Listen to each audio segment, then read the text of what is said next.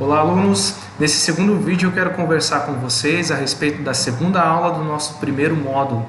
E ela falava de comunicação integrada em marketing de serviços, né? E a gente sabe que a gente pode diferenciar produtos e serviços, eles têm características distintas, mas nessa aula a gente vai tratar especificamente de comunicação em serviços. Primeiro de tudo, o que é comunicação?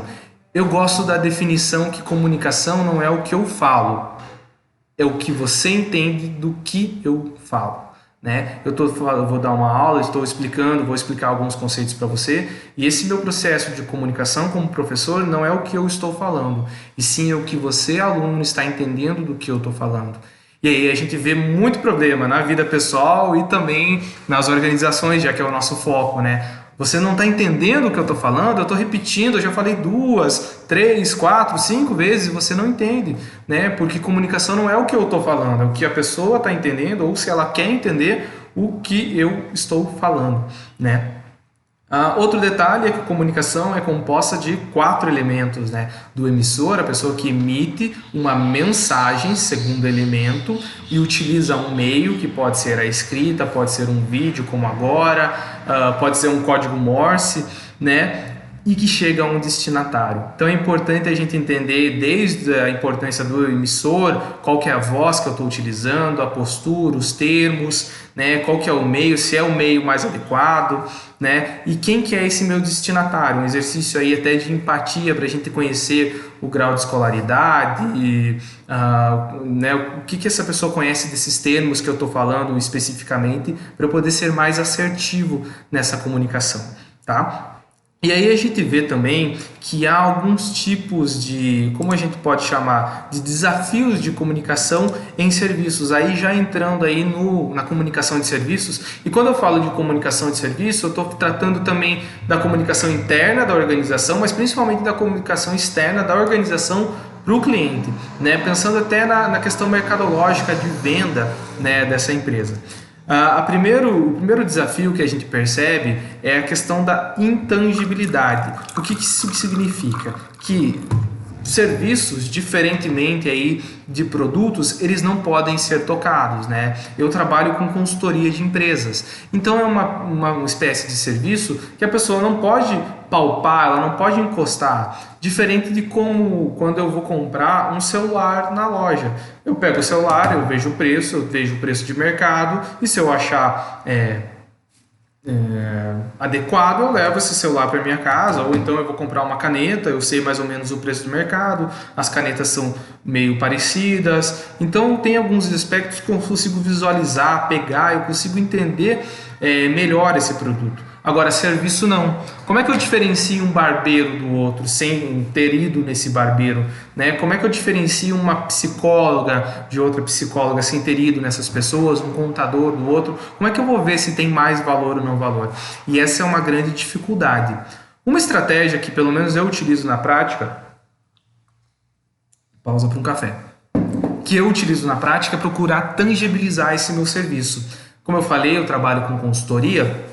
E uma forma de eu tangibilizar esse meu serviço é levar um relatório das informações financeiras para o meu cliente. Então, semanalmente não, mensalmente, ou sempre que eu tenho algumas informações relevantes, eu escrevo isso, eu imprimo, eu mando encadernar, né, e eu entrego para esse meu cliente. Então, ele pega esse relatório e leva para casa e mostra para a esposa, mostra para o esposo, mostra para os filhos, seja lá para quem for, mas é uma forma de eu tangibilizar esse meu serviço, né, e eu consigo agregar valor de alguma forma. Por exemplo, vamos pensar aí no restaurante. O restaurante presta um serviço para a gente, ele prepara a comida.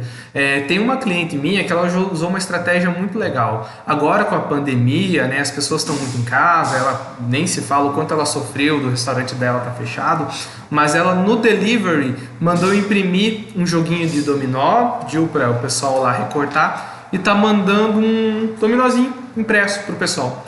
Então ela meio que tangibilizou esse serviço, agregou valor para a quentinha dela, que ela é a única que chega com o dominó. Por quê? As pessoas estão muito tempo em casa, a gente não tem muito o que fazer.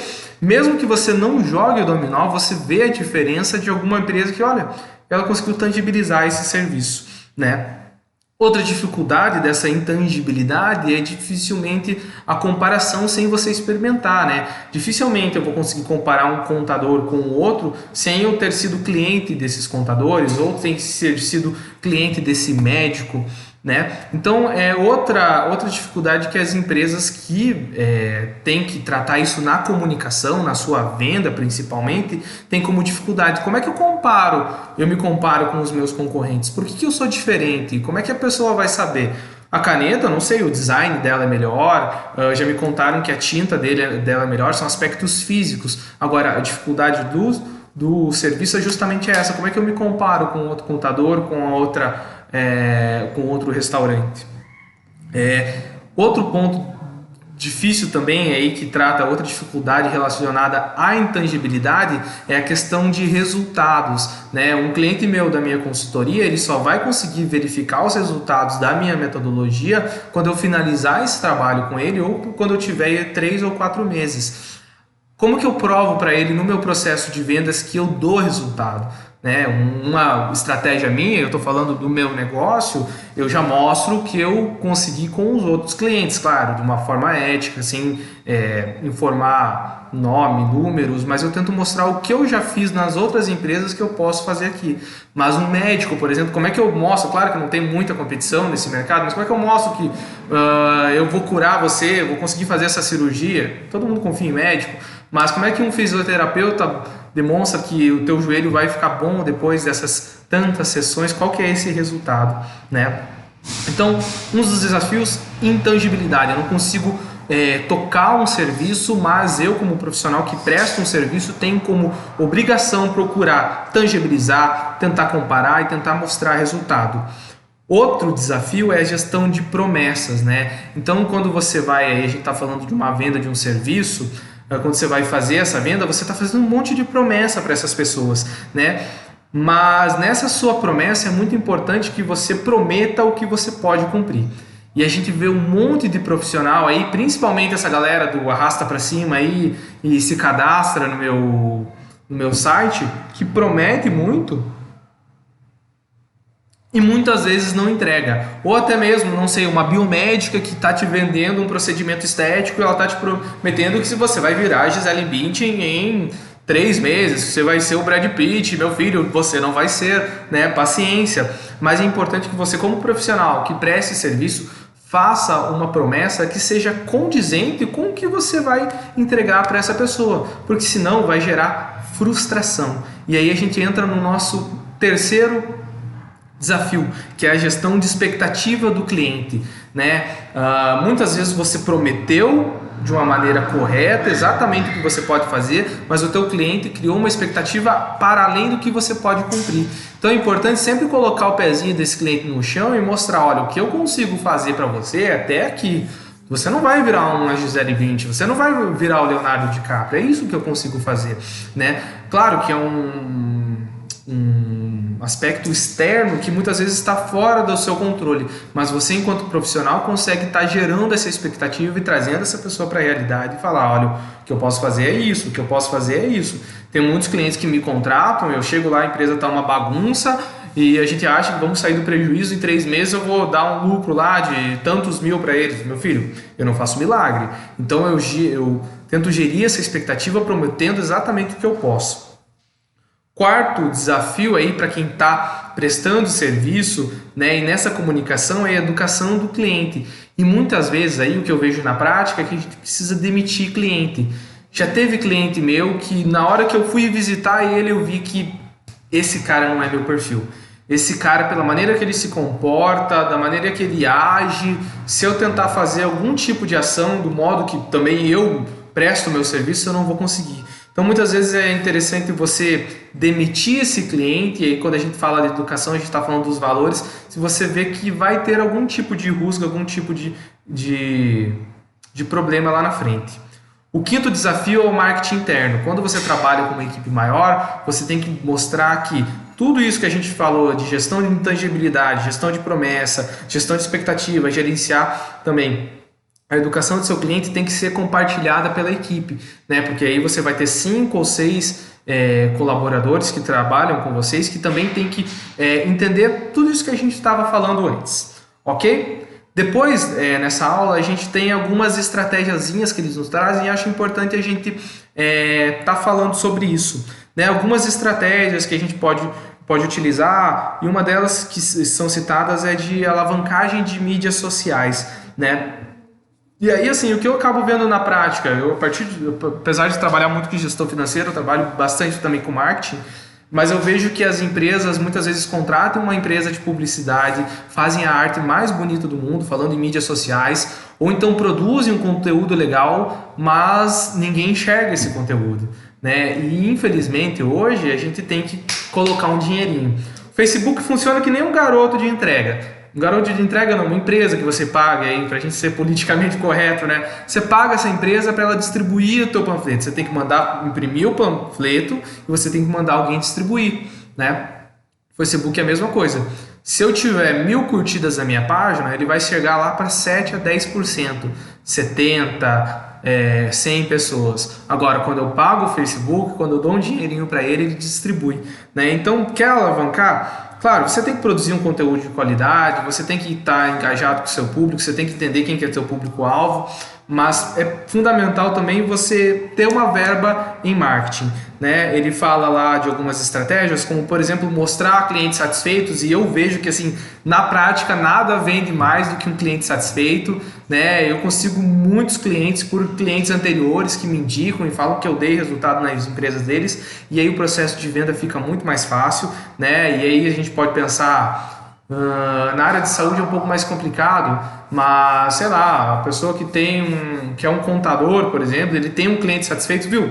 Me indica 3 conhecidos teus que são empresários ou que pensam em abrir uma empresa, fala deles para mim, fica muito mais fácil você vender esse teu serviço, né? Também é interessante, outra estratégia mostrada é utilizar o meu funcionário. Então, poxa, eu tenho lá 3, 4, 5, 10, 50 pessoas. Poxa, vamos usar toda essa galera que está no Facebook, que está no Instagram para curtir, compartilhar, marcar a empresa. Vamos utilizar essa rede, esse networking, né, esse pessoal aí para aumentar o nosso alcance e distribuir conteúdo para mais gente, né? Outro ponto interessante que o conteúdo nos traz é de entender meu público. E aí eu vou apresentar um exemplo pontual para vocês. Tinha um restaurante de comida japonesa que eu fazia consultoria. E quando você entra no Facebook, quem trabalha com mídias sociais de empresa sabe que você consegue utilizar lá informações, pessoas, qual que é o teu perfil de público. E lá a gente viu que 70% do público era composto de mulheres. E ainda era a faixa assim dos 22 até os 35, 40 anos. Falei, tá aí, esse é o nosso público. Essas mulheres têm valores, costumes, hábitos, e a gente começou a impulsionar apenas para o público feminino. O público feminino é ótimo porque elas se engajam muito, elas compartilham muito mais do que os homens. Esse é o nosso público. Não adianta a gente compartilhar para homens de 60 anos, para homens de 18 anos, a gente tem que impulsionar para mulheres. E o faturamento dela foi proporcional. E hoje em dia eu falo para ela, olha, se você me reclamar de venda é porque você não está fazendo impulsionamento em Instagram e outras mídias sociais, Facebook. E aí a gente vê ainda que esse público também está principalmente no Instagram, tá? Mas é isso. Na segunda aula a gente tratou sobre quais são os principais desafios da comunicação, o que é comunicação e quais são alguns aspectos e estratégias de comunicação em marketing de serviços, ok? Sobre o nosso desafio, eu vi que teve muita gente que teve dificuldade. O que ele pedia pra gente? Então, ele falava lá de uma empresa chamada O'Clocks, né? E ela falava assim, que essa empresa precisa tomar uma importante decisão, investir ou não em comunicação para que seus clientes façam um bom relacionamento a partir desse vínculo da marca. E ele dava todo um caminho lá, observe a Segura Figure, que demonstra um posicionamento quanto às estratégias. É como se a empresa fosse percorrendo aquelas setas, aqueles caminhos e chegasse lá no Brand Equity, que é quando a empresa é conhecida e é a referência a respeito de relacionamento de marca e também referência do produto que ela vende ou no serviço que ela presta.